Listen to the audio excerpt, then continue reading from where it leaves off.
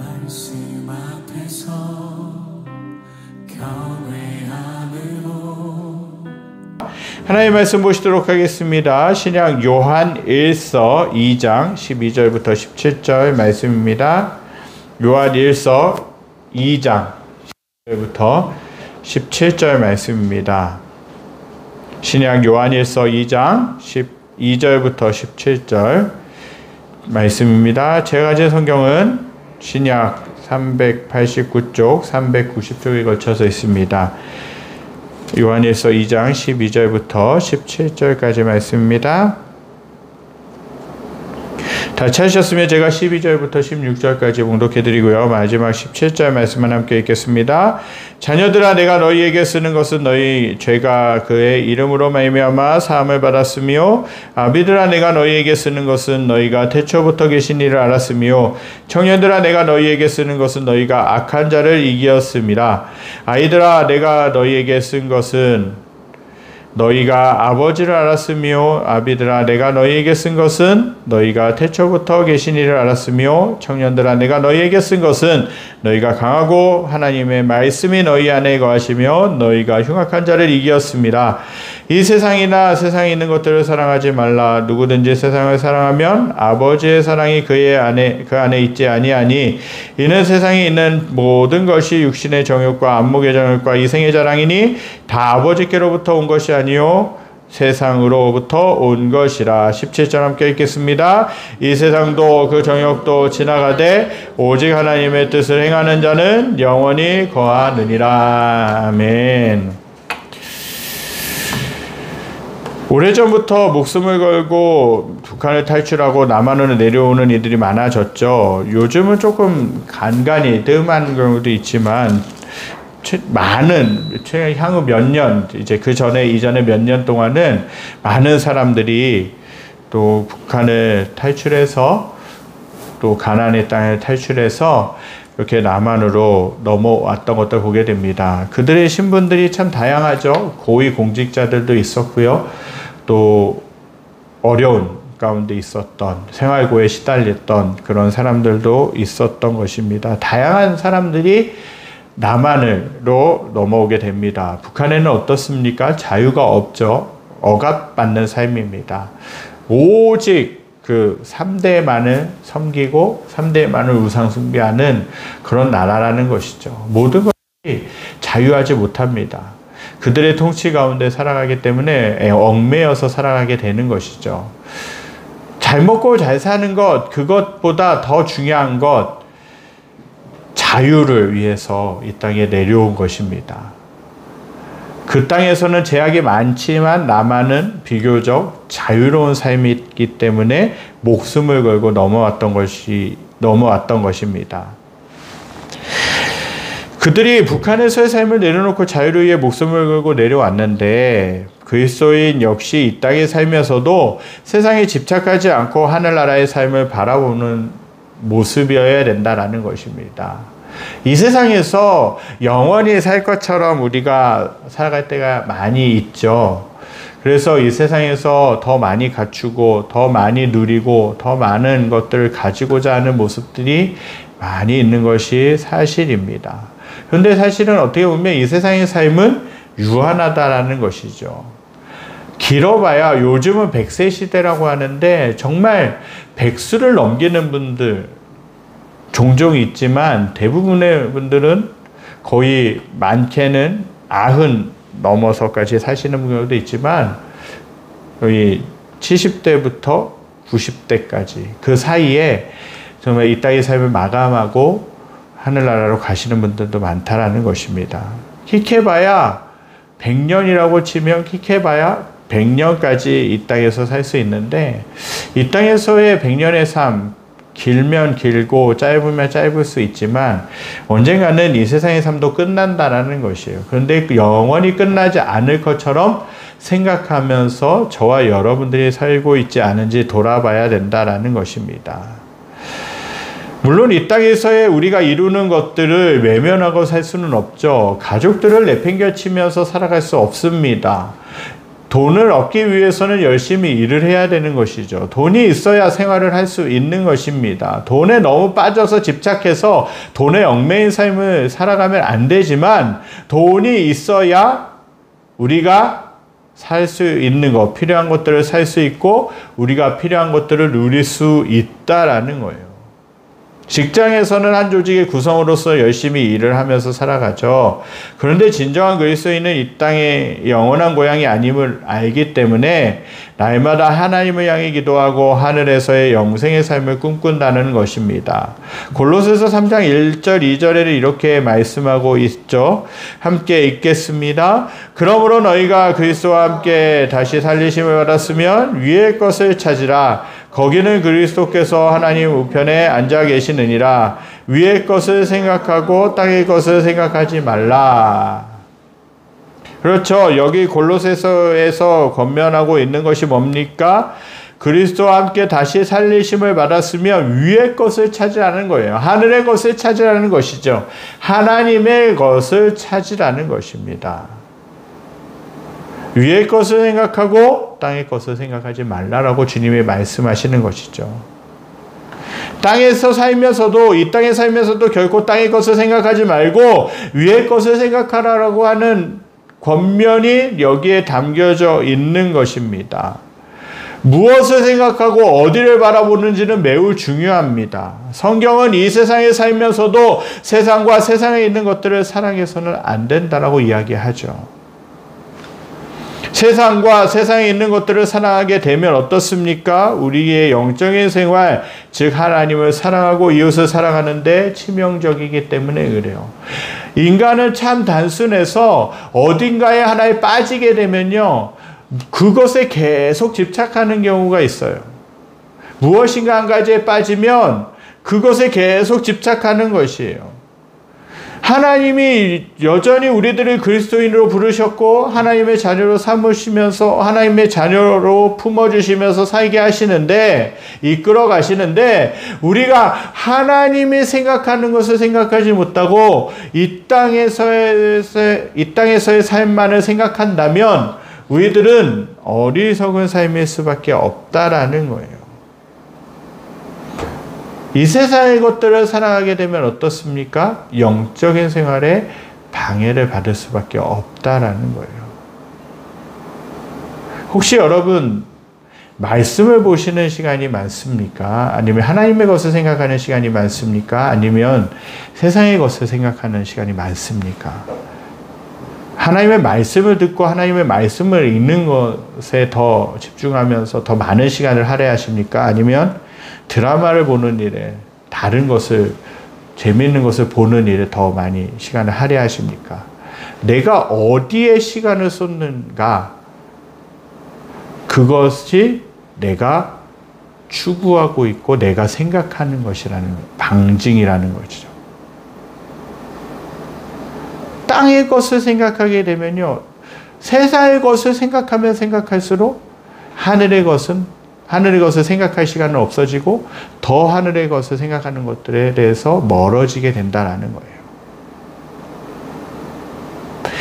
세상과 세상에 있는 것들을 사랑하지 말라라는 것은 결코 세상을 등지고 세상의 것들을 무조건 피하라는 의미가 아니라는 것입니다. 오히려 성경은 우리가 세상 속에 뛰어들어 복음을 전하고 모든 족속을 제자 삼으라고 말한다라는 것이죠. 우리가 믿는 사람들끼리만 있으면 어떻게 믿지 않는 사람들을 하나님께로 인도할 수 있겠습니까? 세상에 나아가야, 세상에서 일터에서 열심히 일하면서 살아가야 그들에게도 복음을 전할 수 있는 것이에요. 그렇다면 여기서 세상을 사랑하지 말라는 뜻은 무엇이겠습니까? 그것은 돈을 사랑하지 말라는 것과 일맥상통한다라는 거예요. 돈을 사랑하면 일만하게 뿌리가 된다라는 것입니다. 돈이 무조건 나쁘고 잘못됐다라는 것이 아닙니다.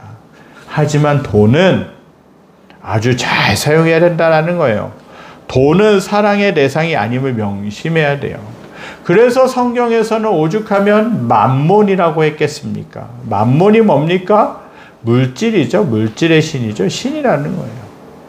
그러니까 하나님과 돈을 똑같이 섬기려고 하는 것이에요. 그런데 성경에서는 분명히 이야기합니다. 두 주인을 섬길 수 없다라고 이야기하는 거예요. 돈을 쫓든지, 즉 세상의 것을 쫓든지 하나님을 쫓든지 둘 중에 하나라는 것이죠. 우리가 사랑의 대상은 누구입니까? 하나님이라는 것이죠. 사랑을 베풀어야 대상은 이웃이라는 것입니다. 우리는 이 세상에 살면서 세상을 섬기거나 사랑하거나 이 세상이 영원할 것처럼 여기에 목표를 두고 살아서는 안 된다는 것입니다. 세상은 영원하지 않습니다. 그러므로 영원한 목적이 될 수 없고 우리의 사랑의 대상이 될 수도 없는 것이죠. 돈은요, 하나님께서 관리하라고 주신 것이에요. 사랑하라고 주신 것이 아니라 관리하라고 주신 것입니다. 돈을 잘 사용하면 그것이 하나님의 나라가 확장되는 것이에요. 하나님의 마음을 품고 하나님의 뜻을 품고 그 돈을 사용하면 어떻게 됩니까? 그 돈이 사용되어지는 곳이 하나님의 나라가 확장되는 곳이에요. 그러나 잘못된 방법으로 돈을 사용하게 되면 그것은 우상 숭배를 하게 되는 그런 원천지가 될 수밖에 없다라는 것입니다. 세상은 영원하지 않습니다. 그렇기 때문에 세상에 있는 것들이 영원한 가치가 될 수 없고 목적이 될 수 없는 것이에요.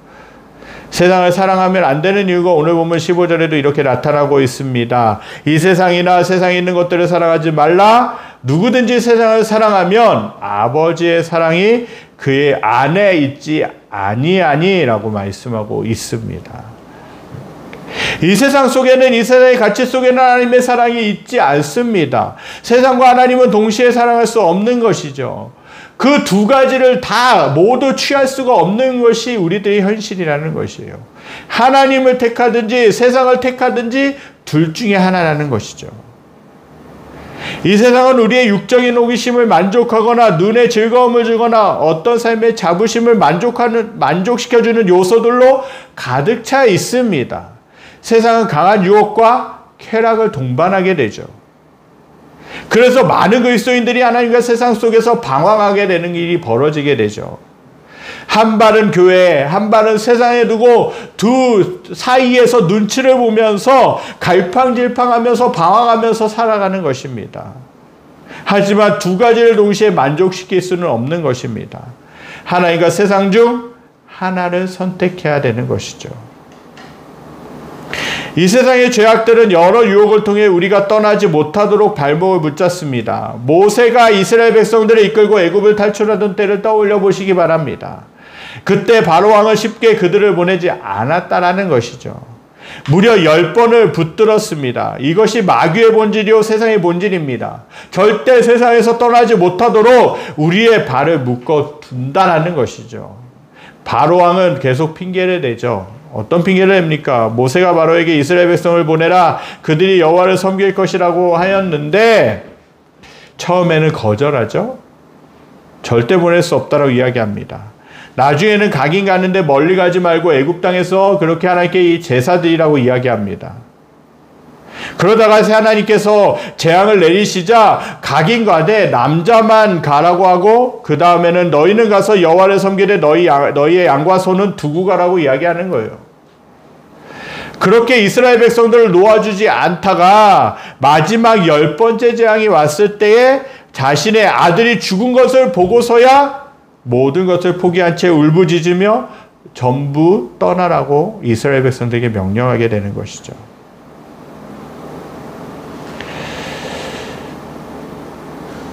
그러면서도 또다시 마음이 격동하여서 마음이 움직여서 군대를 동원해서 이스라엘 백성들을 붙잡으러 달려가는 일이 벌어지게 되죠. 이처럼 세상은 집요하게 우리를 뒤쫓으며 필사적으로 물고 늘어진다는 것이에요. 세상은 마귀가 조종하고 있습니다. 그리고 우리를 붙들고 조정하려고 하죠. 오늘 보면 16절입니다. 함께 읽겠습니다. 이는 세상에 있는 모든 것이 육신의 정욕과 안목의 정욕과 이생의 자랑이니 다 아버지께로부터 온 것이 아니요 세상으로부터 온 것이라. 마귀가 우리를 붙드는 방법은 정욕을 불러일으키는 것이에요. 정욕이란 죄의 본능이라는 것이죠. 근본적으로 내재된 인간의 욕망과 야망이라는 것입니다. 베드로전서 1장 14절에는 이렇게 기록되어 있어요. 너희가 순종하는 자식처럼 전에 알지 못할 때에 따르던 너희 사욕을 본받지 말고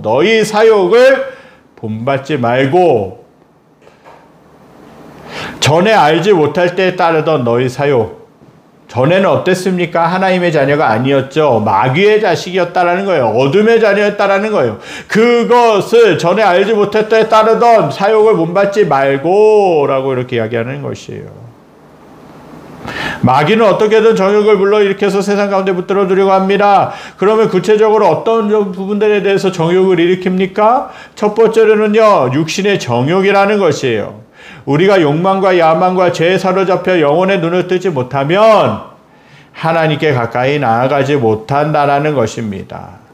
인간의 마음이란 누군가가 말하기를 악의 제조 공장일 뿐만 아니라 끝없는 죄와 욕망의 늪과 같은 것이에요. 육신의 정욕이란 단순히 생리적 욕구를 넘어선다는 거예요. 인간의 육신 속에 있는 정욕은 죄악적인 욕망이라는 거예요. 갈라디아서 5장 19절부터 21절 이렇게 말씀하고 있어요. 육체의 일은 문명하니 곧 음행과 더러운 것과 호색과 우상숭배와 주술과 원수 맺는 것과 분쟁과 시기와 분냄과 당짓는 것과 분열함과 이단과 투기와 술취함과 방탕함과 또 그와 같은 것들이라 전에 너희에게 경계한 것 같이 경계하노니 이런 일을 하는 자들은 하나님의 나라를 유업으로 받지 못할 것이요. 우리 안에 온갖 죄악들이 계속해서 불타고 있는 것이에요. 술 취함으로 말미암아, 방탕함으로 말미암아, 미움으로 말미암아, 우상숭배로 말미암아, 돈을 좋아함으로 말미암아 신앙생활이 방해받고 있는 것이에요. 물론 그것들이 좋은 것입니다. 필요한 것들이에요. 필요 없다라고 말씀드리는 것이 아니에요. 그런데 그것에 사로잡히니까 어떻게 됩니까? 너무 과도하게 사로잡히니까 하나님을 바라보지 못하는 일이 벌어지게 되는 것이죠.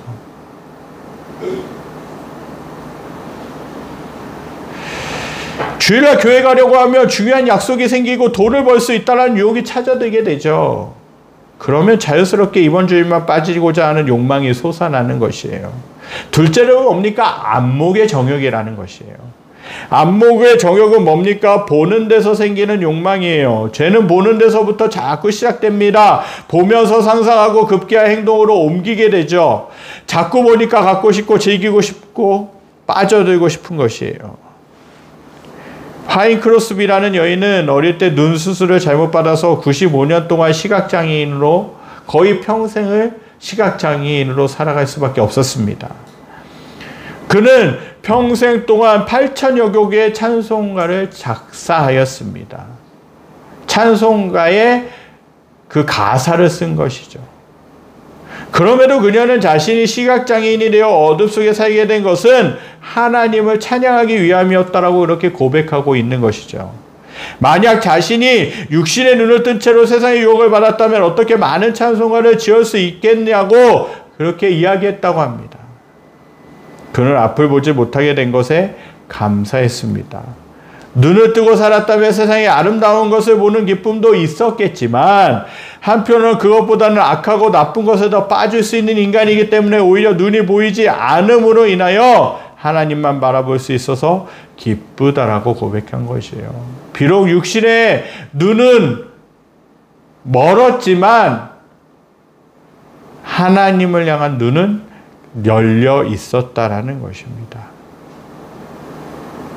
차라리 우리 눈이 보이지 않는다면 죄를 덜 지을 수도 있었을 것이라는 생각을 하게 된 겁니다. 그러나 안목의 정욕이 붙잡는 한 우리는 세상을 떠나지 못한다라는 것이에요. 안목의 정욕에서 벗어날 수 있다면 우리는 주님을 가까이 하며 어린아이처럼 순수하게 섬길 수 있을 것입니다. 우리 모두 세상에 대해서는 눈을 감고 하나님 앞에서 눈을 뜰 수 있게 되기를 간절히 소망합니다. 셋째로는 이생의 자랑입니다. 여기서 말하는 이생이란 현재의 생명을 가리키는 것이죠. 이 생명은 영원한 생명이 아니라 육신의 생명으로 표현되고 있습니다. 현재 자신을 남에게 보여주고 싶은 허영심이 이생의 자랑입니다. 가끔씩 어떤 분들을 만나보면요, 많은 것들로 자랑합니다. 내가 어떻게 성공했는지, 내가 어떤 삶을 살았는지, 내가 어떻게 해서 물질이 많아졌는지, 내가 어떻게 해서 인정받게 됐는지, 유명한 사람이 됐는지, 그것들에 대해서 너무나도 많이 자랑하죠. 우리들에게는 은연중에 자랑하고 싶은, 세상의 허영심에 빠지고 싶은 그런 모습들이 있다라는 거예요. 이런 마음이 우리 안에 은밀히 내재되어 있습니다. 우리는 현재 재물과 명예와 소유를 자랑하려는 욕구를 가지고 있습니다. 대놓고 자랑하기도 하고 은근히 돌려서 자랑하기도 하죠. 자랑은 끝도 없이 펼쳐지게 됩니다. 남에게 인정받고 싶은 욕구, 자신을 드러내서 상대방보다 우위에 서고자 하는 그 욕구는 쉽게 사그라들지 않는다라는 것입니다. 외모, 재산, 자식의 출세, 내가 가지고 있는 지식들, 백그라운드들, 스펙들, 여러 가지 것들을 자꾸 드러내 보이고 싶어 한다는 거예요. 심지어는 뭡니까? 내가 타고 다니는 차가 어떤 종류인지에 따라서도 그것들 가지고도 자랑하죠. 내가 몇 평에 살고 있다는 것 때문에도 자랑합니다. 내 자식이 명문대 나왔다, 내 자식이 의사다, 내 자식이 성공한 사람이다 라고 그렇게 생각하면서 자랑합니다. 그래서 상대적으로 그러한 축에 끼지 못하는 이제 자식들을 가진 부모들이나 또 그런 상황에 있지 못하는 그 형편 가운데 있지 못하는 사람들은 괜히 주눅들게 되고 위축되게 되고 숨고 싶은 마음이 든다라는 거예요.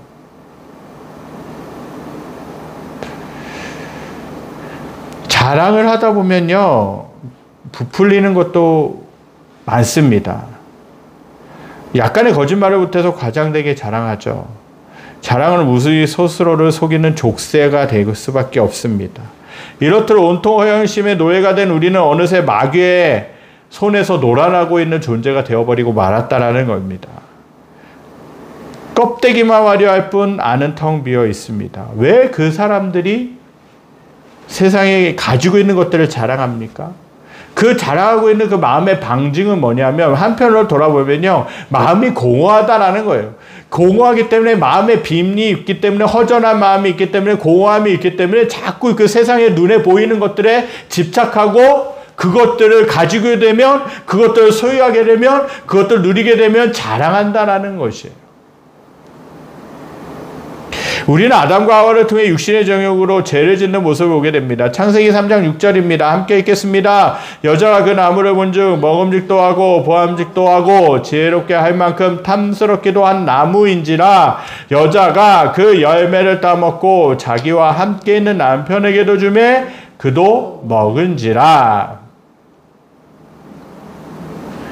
무엇에서부터 시작됐죠? 마귀의 유혹에서부터, 뱀의 유혹으로부터 그전에는 보이지 않던 선악과가 보이게 된 것이에요. 그 선악과를 보게 되니까 어떤 일이 벌어집니까? 자꾸 먹고 싶은 생각이 들 수밖에 없는 거예요. 사람의 심리가 무엇인가 눈에 좋은 것이 딱 보여지게 되면요, 그것들을 가지고 싶고 누리고 싶은 것이 사람의 심리라는 것이에요. 그래서 무엇인가 눈에 아른아른거리면요, 결국 그것을 어떻게 해서든 사고 만다라는 것이죠. 하와도 마찬가지예요. 탐스러운 열매를 보니까 그에게 먹고 싶은 충동이 일어나게 됐죠. 또한 하나님처럼 지혜로워지고 싶은 마음도 생겼습니다.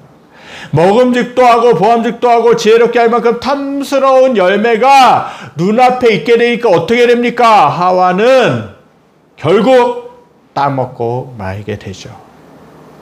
게다가 남편인 아담에게까지도 이 열매를 주었다라는 것이에요.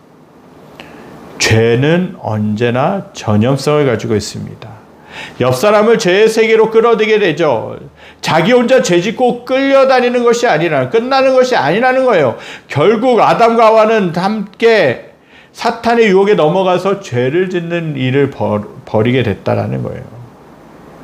이처럼 육신의 정욕, 안목의 정욕, 이생의 자랑은 창세기 때부터 시작되어 지금까지 우리를 괴롭히고 있다라는 거예요. 로마서 5장 17절에 사도 바울이 이렇게 이야기합니다. 한 사람의 범죄로 말미암아 사망이 그 한 사람을 통하여 왕노릇하였은즉 더욱 은혜와 의의 선물을 넘치게 받은 자들은 한 분 예수 그리스도를 통하여 생명 안에서 왕노릇하리로다. 한 사람, 첫 번째 사람 아담이 범죄함으로 인해 이 땅에 죄가 들어오게 됐다라는 거예요. 그런데 둘째 사람인 아담이라고 하는데, 성경에서는 둘째 아담이라고 하는데, 둘째 아담은 어땠습니까? 오히려 그 죄를 짊어지고 십자가에 졌다라는 거예요. 둘째 아담이라는 건 누구냐? 예수 그리스도라는 거예요. 예수 그리스도를 통하여 생명 안에서 왕노릇하리로다.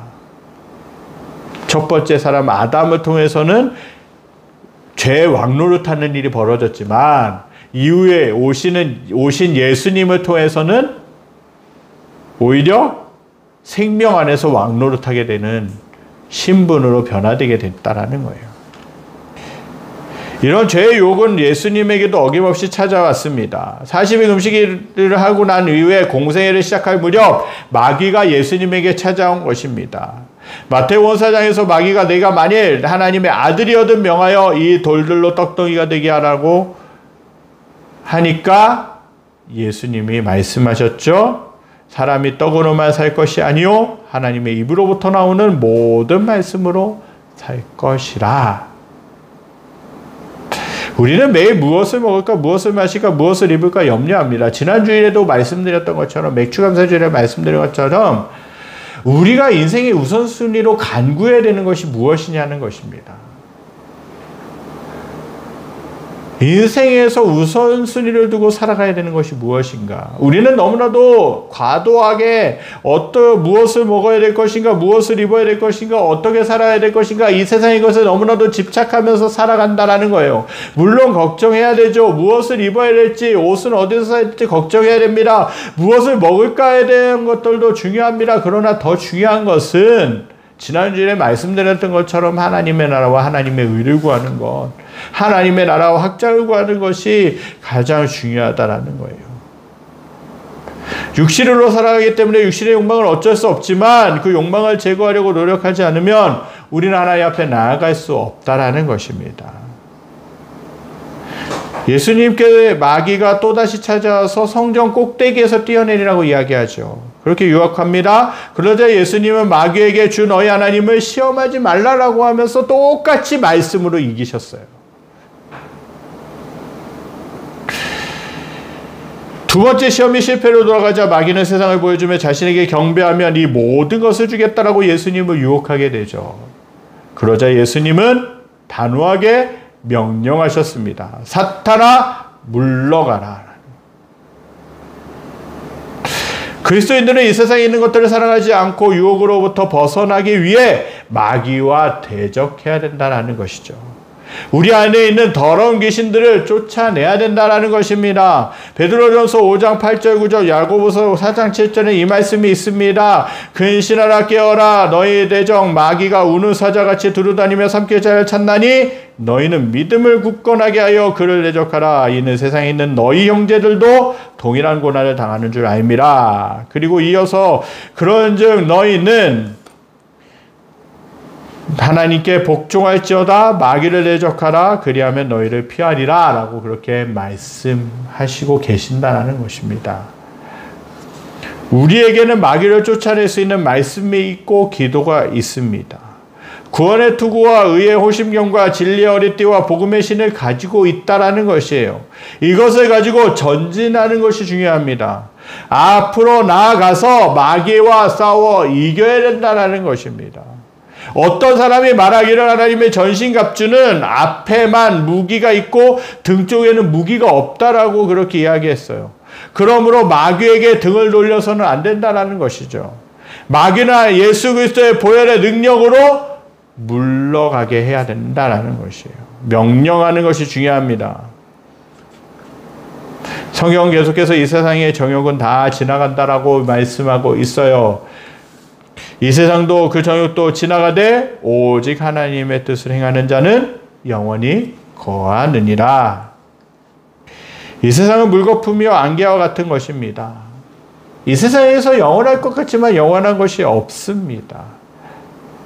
우리는 다 늙고 병들게 되어 있습니다. 젊음이 영원할 것 같지만 이 세상에서의 삶이 영원할 것 같지만 유한하다라는 것이에요.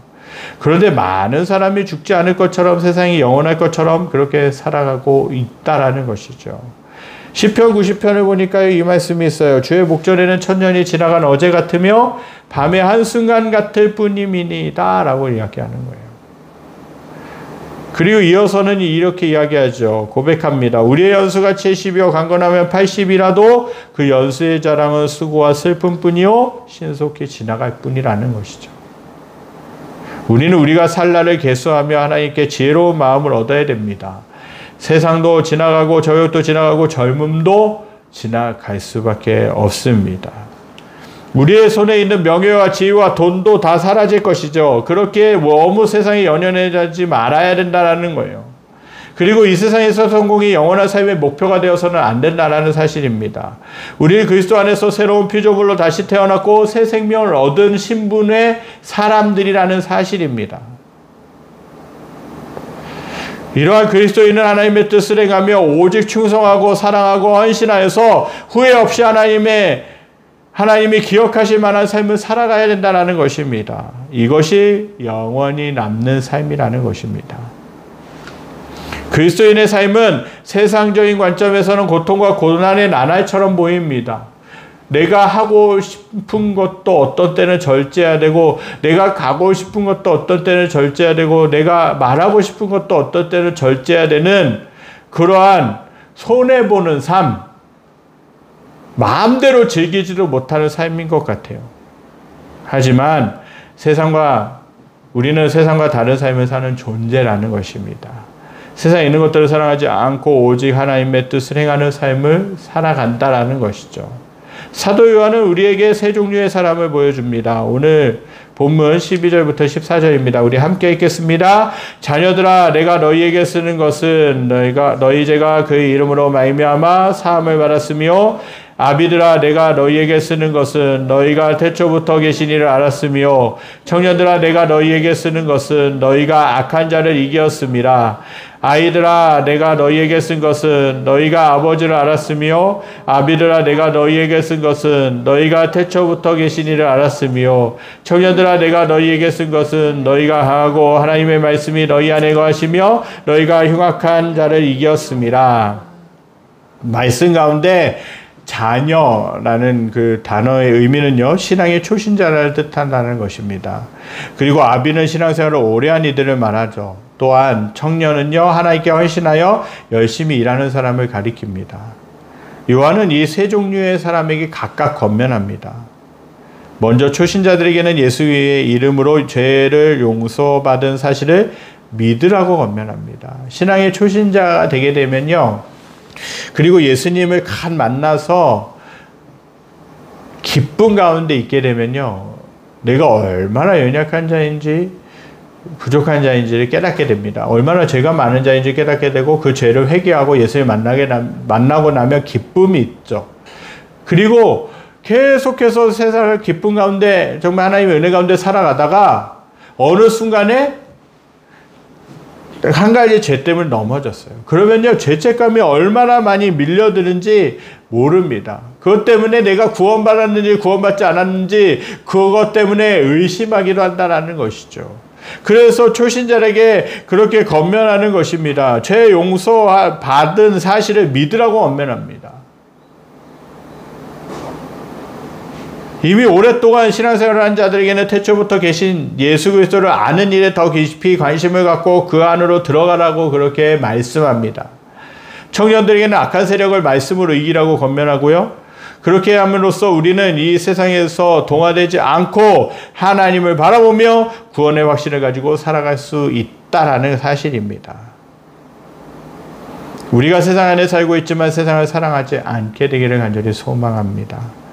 세상에 가서 노예가 되지 말아야 된다는 것입니다. 물론 이 세상에서 우리는 이 세상을 변화시킬 하나님의 자녀들로 부름을 받았습니다. 이 세상에서 하나님의 자리로 들어가서 변혁시켜야 돼. 이 사회를 또 각 영역들을 변혁시켜야 될 사명을 받은 자들입니다. 세상에 들어가야 복음을 전할 수 있는 것이죠. 세상에 들어가야 하나님의 나라로 변화시킬 수 있다라는 것입니다. 그러나 우리는 이 세상에 빠져서 살아갈 사람은 아니라는 것이죠. 오늘도 표대이신 예수 그리스도를 바라보며 우리의 순례의 삶을 살아야 될 줄 믿습니다. 나의 영원한 고향은 천국입니다. 우리가 종종 집을 떠나서 여행을 가기도 하고요. 집을 떠나서 다른 일을 보러, 업무를 보러 가기도 합니다. 어떤 때는요, 여행에 가게 되면요, 콘도나 리조트나 다른 곳에 머물게 되죠. 그런데 어떻습니까? 집만큼 편하지가 않아요. 내 집만큼 편하지가 않아요. 아무리 편한 곳이라 할지라도, 아무리 비싼 방이라 할지라도, 물론 잠깐은 편할 수 있겠지만 영원히 편하지는 않다는 거예요. 그런데 모든 일정을 마치고 여행을 마치고 일을 마치고 집에 돌아오면 어떻습니까? 집의 침대가 비록 주저앉기 일보 직전이라 할지라도 집의 침대가 편하다라는 거예요. 집이 편하다라는 거예요. 마찬가지입니다. 우리의 삶은요, 이 땅에서의 삶이 아니라 영원한 천국인 본향을 향해서 가는 삶이라는 거예요. 최유준 씨가 이렇게 노래 불렀죠. 인생은 나그네 길이라고 이야기했습니다. 마찬가지예요. 믿음의 사람들도요, 이 땅에서 삶은 나그네 길입니다. 그래서 철로 역정을 읽어보면요, 하늘나라로 천상을 가는 과정 가운데 보게 되면요, 여러 가지 일들이 벌어지게 되는 것들을, 순례객에게 여러 가지 일들이 벌어지게 되는 것들을 보게 됩니다. 그러면서 그것들을 이겨가면서 결국에는 천상에 도달하는 이야기가 담긴 것이 철로 역정인데, 천국에 도달하는 길에 담긴 여정이 천국인데, 이 땅에서 삶이 영원하지 않다라는 거예요. 그리고 하늘에 우리의 고향이 있다라는 것입니다. 그래서 저와 여러분들이 이 세상에 살아가되, 이 세상을 변혁시키되, 이 세상을 살아가지 않고 거룩한 하나님의 자녀로 구별되면서 하나님만을 바라보면서 이 땅에서 살아가실 수 있게 되기를 간절히 소망합니다. 우리 이 시간 말씀 기억하면서 찬양되기 원합니다. 주님 다시 오실 때까지 나는 이 길을 가리라. 좁은 문 좁은 길, 그것이 너무 힘들지라도 하나님이 저와 여러분들을 맞아주신다라고 그렇게 찬양해서는 이야기하고 있습니다. 저와 여러분들이 이 찬양 고백하면서 주님, 내가 힘들고 어렵더라도 믿음의 길을 끝까지 가며 승리할 수 있게 되길 원합니다. 주님 붙잡아 주시옵소서. 주님 함께하여 주시옵소서. 이런 믿음의 고백을 담아 찬양 드리겠습니다.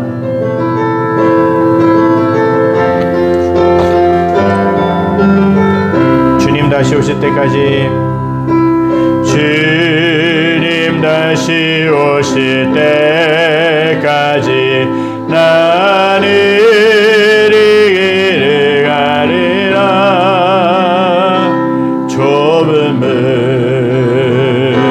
좁은 길, 나의 십자가 지고 나의 가는 이 길 끝에서, 나의 가는 이 길 끝에서 나는 주님을 보리라. 영광의 내 주님, 나를 맞아주시리. 주님 다시 오실 때까지, 주님 다시 오실 때까지 나는 일어나 달려가리라. 주의 영광 온 땅 덮을 때 나는 일어나 노래하리. 내 사모하는 주님, 온 세상 그 주신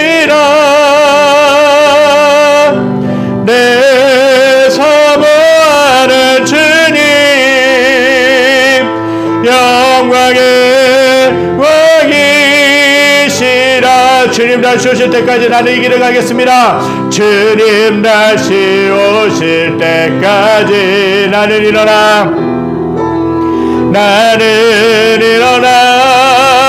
달려가리라. 주의 영광 온 땅 덮을 때 나는 일어나